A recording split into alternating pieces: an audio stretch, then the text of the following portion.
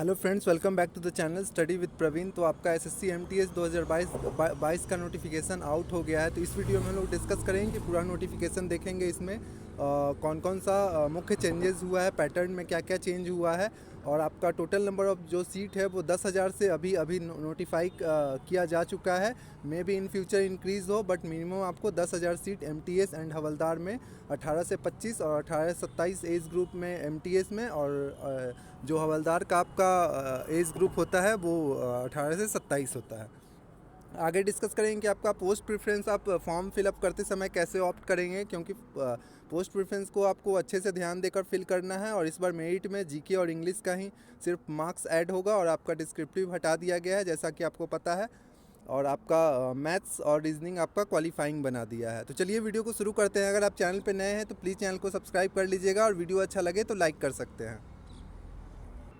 सबसे पहले अगर देखा जाए कि आपका फॉर्म अप्लाई कब से शुरू हो रहा है, तो आपका कल के डेट से ही, कल रात को ही चूँकि ये नोटिफिकेशन आया है, तो आपका 18 जनवरी से लेके और आपका 17 फरवरी तक आपका फॉर्म फिलअप कर सकते हैं।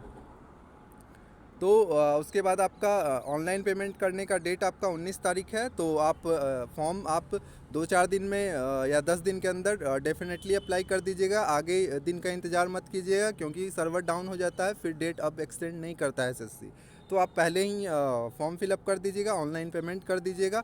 और फॉर्म फिलअप करते समय अगर आप नए कैंडिडेट हैं तो आप मैं एक वीडियो बना के आपको बता दूंगा कि कैसे आपको फॉर्म फिलअप करना है, कैसे रजिस्ट्रेशन करना है। और आपका जो सीबीटी टीयर 1 टेस्ट है, इस बार तो सिर्फ टीयर 1 टेस्ट ही होगा आपका। उसके बाद आपका डायरेक्टली डॉक्यूमेंट वेरिफिकेशन होगा। तो डिस्क्रिप्टिव इस बार नहीं होगा, टीयर 2 इस बार नहीं होगा। तो आपका जो टीयर 1 एग्ज़ाम है वो अप्रैल में एक्सपेक्टेड है। तो आप एक्सपेक्ट कर सकते हैं कि अप्रैल के फर्स्ट वीक या सेकेंड वीक में आपका एमटीएस का टीयर 1 का एग्ज़ाम हो जाएगा। ये आप यहाँ पे टोटल नंबर ऑफ वैकेंसी देख सकते हैं कि आपका जो सिर्फ एमटीएस में है 18 से 25 और 18 से 27 एज ग्रुप में, जिसमें 10,880 अप्रॉक्स वैकेंसी है। और आपका जो हवलदार में है वो टोटल नंबर ऑफ वैकेंसी 529 है। ठीक है, तो ये आपका जो वैकेंसी है वो अपडेट हो जाएगा। इसमें कुछ इंक्रीज भी हो सकता है, माइनर, कभी कभी 2-4 वैकेंसी डिक्रीज भी होता है, बट डिक्रीज होने का चांस नहीं होता है। लगभग वैकेंसी थोड़ा बहुत इंक्रीज ही होता है। तो लगभग आपको जो वैकेंसी है वो 11,000 प्लस है इस बार। ठीक है, तो आपका एमटीएस हवलदार में 529 वैकेंसी है। अगर हम लोग देखा जाए कि आपका जो कंप्यूटर बेस्ड टेस्ट होगा या सीबीटी 1 टीयर 1 होगा, उस एग्ज़ाम में आपका कैसे क्वेश्चन पूछेगा, तो 2 सेशन बनाया गया है, सेशन 1 और सेशन 2। सेशन 1 में आपका 20 क्वेश्चन मैथ का रहेगा और एक क्वेश्चन 3 मार्क्स का रहेगा, तो 20 तिहाई 60 मार्क्स का हो गया। रीजनिंग में सिमिलरली 20 क्वेश्चन रहेगा 60 मार्क्स का।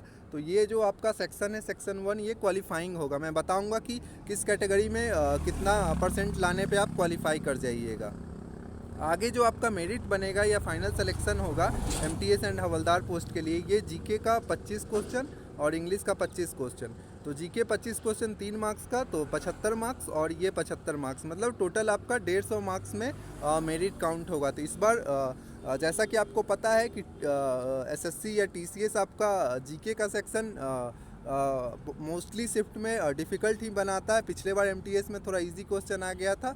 तो जीके एक मेजर रोल प्ले करने वाला सेक्शन इस बार हो गया। आप जीके को अब छोड़ नहीं सकते थे। पहले ये था कि आपका मैथ, रीजनिंग और इंग्लिश में बहुत अच्छा स्कोर कर लेते थे और जीके पे ध्यान नहीं देते थे। 10-15 भी आ गया आपका 25 में, तो आप सिलेक्शन तक पहुंच रहे होते थे। बट इस बार आपका जीके में आपको अच्छे मार्क्स स्कोर करना होगा। सबसे आपको थोड़ा मार्क्स का एवरेज जो है ज़्यादा बना के चलना होगा, तभी आप फाइनल सिलेक्शन पे पहुंच सकते हैं।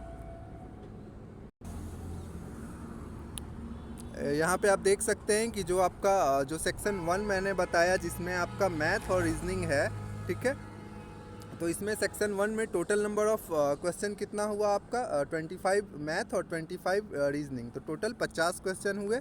50 क्वेश्चन का आपका, अगर आप अनरिजर्व से है, यूआर कैटेगरी से है, तो इसका 30%, मतलब आपको 50 क्वेश्चन में 15 क्वेश्चन सही करना है। ठीक है, मतलब आपको 45 मार्क्स एक्यूरेट लाना है। ठीक है, सिमिलरली आप ओबीसी हैं तो 25% आपका क्वालिफाइंग मार्क्स रहेगा, मतलब 50 क्वेश्चन का 25% आप निकाल दीजिए। सिमिलरली ऑल अदर कैटेगरी जैसे एससी हो गया, एसटी हो गया, या और भी जो भी कैटेगरी है उसका 20% आपको 20% मार्क्स लाना पड़ेगा टोटल मार्क्स का। तो इस तरह से आपका चीज़ें चलेगा।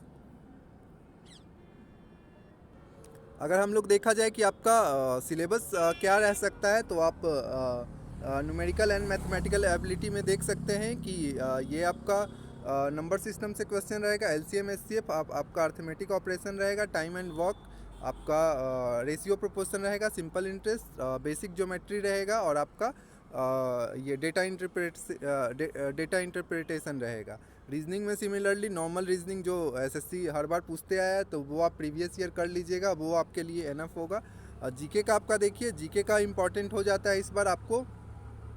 सोशल स्टडीज़ में आपको history, geography, art and culture पे एसएससी बहुत ज़्यादा फोकस करता है। कम से कम आपका 5 से 6 क्वेश्चन आर्ट एंड कल्चर से रहेगा। तो मैं आपको वीडियो बना के करा दूंगा कि किस टाइप का क्वेश्चन आपको एसएससी जनरल अवेयरनेस में आपका पूछेगा। फिर आपका साइंस से 3-4 क्वेश्चन रहेगा और इन्वायरमेंट से रहेगा। सिमिलरली इंग्लिश में सेम पैटर्न रहेगा, आपका जो सिलेबस था वो पिछले बार के कंपैरिजन में सेम ही रहेगा। वो कैब, आपका anonymous, synonyms, basic English language, fillers रहेगा, एरर रहेगा, और आपका कॉम्प्रिहेंशन रहेगा। तो इस तरह से आप सिलेबस देख लिए होंगे। अगर हम लोग देखें कि आपका एमटीएस में 2 एज ग्रुप है, 18 से 25 और 18 से 27 एज ग्रुप। अगर आप 18 से 25 एज ग्रुप में आते हैं, तो सबसे पहले वैकेंसी जो होगा वो 18 से 25 एज ग्रुप वाले का फिल किया जाएगा। उसके बाद 18 से 27 एज ग्रुप वाला वैकेंसी फिल होता है, ठीक है।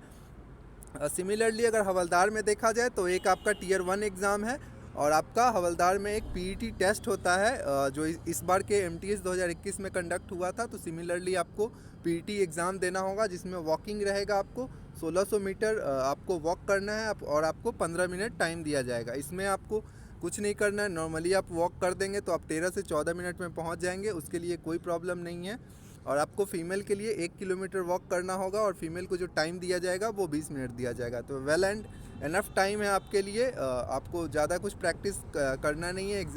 जब आपका पीईटी एग्ज़ाम होगा तो 2-4 दिन आप वॉक करके चेक कर लीजिएगा, और उसके बाद आपका हो जाएगा। तो आपका एमटीएस में सिर्फ टीयर 1 एग्ज़ाम होगा, और आपका हवलदार में जिसका 500 550 वैकेंसी है, उसमें आपको पीईटी टेस्ट देना है, और बस उसके बाद आपका पीईटी के बाद फाइनल रिजल्ट डिसाइड हो जाएगा। आपका जो हवलदार में मेल कैंडिडेट का हाइट होना चाहिए 157.5 सेंटीमीटर, और आपका जो चेस्ट होना चाहिए वो एक्सटेंड करके आपका 81 होना चाहिए। मतलब आपको नॉर्मल 76 देखा जाएगा, और 5 सेंटीमीटर एक्सटेंशन मांगता है, तो 76 + 5 81 आपका चेस्ट होना चाहिए। सिमिलरली फीमेल कैंडिडेट के लिए 152, और फीमेल कैंडिडेट के लिए ध्यान रखिएगा कि आपका वेट 48 केजी होना चाहिए। मेल के लिए कोई वेट क्राइटेरिया नहीं है, बट फीमेल के लिए एटलीस्ट आपका वेट, जब आपका पीईटी एग्ज़ाम कंडक्ट होगा तो आपका एटलीस्ट आपका वेट 48 केजी हो जाएगा। 2 केजी आपका रिलैक्सेशन है। गढ़वालीज, असामीज़ और गोरखा के लिए 2 सेंटीमीटर रिलैक्सेबल है, और आपका हाइट में 2.5 सेंटीमीटर रिलैक्सेबल है। तो ये आप देख सकते हैं।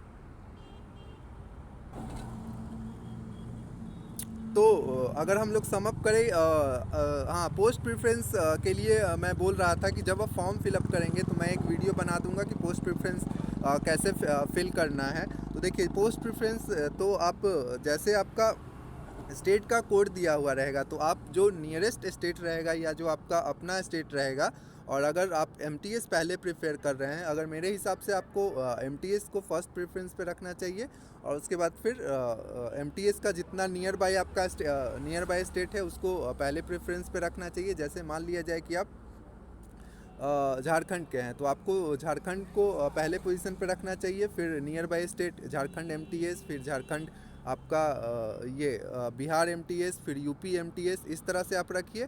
उसके बाद आप हवलदार मतलब झारखंड का जो हवलदार में वैकेंसी है उसको आप फिर 3rd 4th पोजीशन पे, तो इस तरह से आप रखिएगा। आपको पहले ये डिसाइड कर लेना है कि आपको एमटीएस को ऊपर रखना है कि हवलदार को ऊपर रखना है। मैं डिटेल वीडियो में हवलदार का वर्क प्रोफाइल और आपका सैलरी तो हवलदार और एमटीएस दोनों में सेम है, लेकिन वर्क प्रोफाइल मैं एक डिटेल वीडियो में आपको बता दूंगा। तो इस तरह से चीज़ें चलेगा।